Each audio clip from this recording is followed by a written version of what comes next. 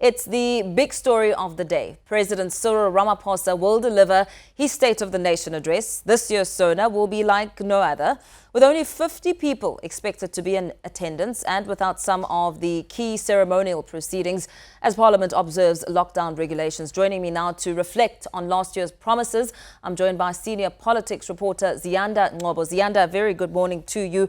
A lot of the analysts and commentators have spoken about how they really don't want a version of last year's State of the Nation address, which really spoke to key areas and no outcome. What are some of the expectations as we look to SONA 2020 and SONA 2021? Absolutely important. In fact, some of the criticism that has been lodged against President Cyril Ramaphosa, it's not just for delivering the State of a Nation address in generic terms in 2020, but over the last 3 years, we're sitting at around 1,000 days of, just over 1,000 days of the president being in office, and the scorecard that's been given by political parties, unions, civil society and the like has been quite negative in terms of what are the key things then that the president has been able to achieve. In last year's State of the Nation address, the president spoke about issues such as fixing the country's state-owned enterprises, and one of them is Eskom. And the president at the time, Ngcobo, had said that he wants to deal with inclusive growth as one of his key focuses, and Eskom to take measures that will, quote, fundamentally change the trajectory of energy generation. And I'm speaking to you about Eskom against the backdrop of the power utility actually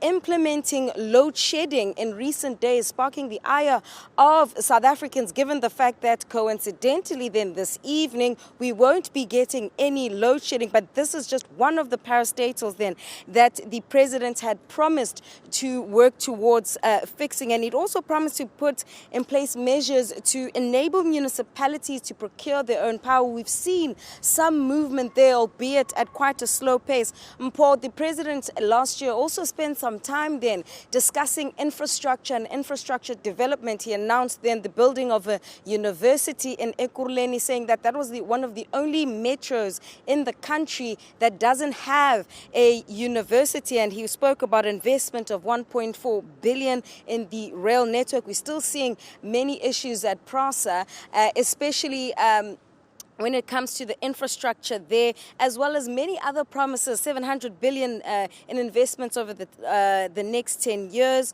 64 billion over the next 3 years on student accommodation. Where do we stand on that? And you were asking then about the progress that's made. Well, there's been a call then that the president this evening, let's not talk about figures as the ones that I've just mentioned. Give us timelines. Let's have a project managed plan that is outlined to deal with how the vaccine rollout will be undertaken, to deal with plans to have those who've stolen money for the procurement of personal protective equipment to be arrested. What exactly is the plan then, Ngcobo? And lastly, if we could just reflect then on the country's finances now. It was this time last year that, yes, the coronavirus had actually arrived, but it hadn't actually necessitated a hard lockdown. We were already in a technical recession when the last State of the Nation address was being delivered by the president.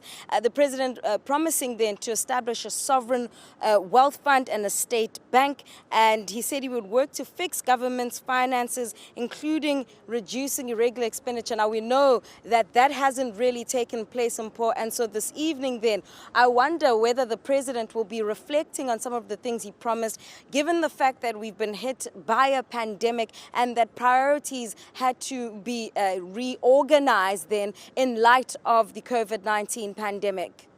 Ziyanda, let's leave it there for now as we look to your promises that you're presenting here, doing a comparative analysis and looking at the expectations. Looking at this evening, come 7 o'clock, Ziyanda Ngcobo, they're giving us a sense of the backs and forth and some of the key factors that are under the spotlight. Now,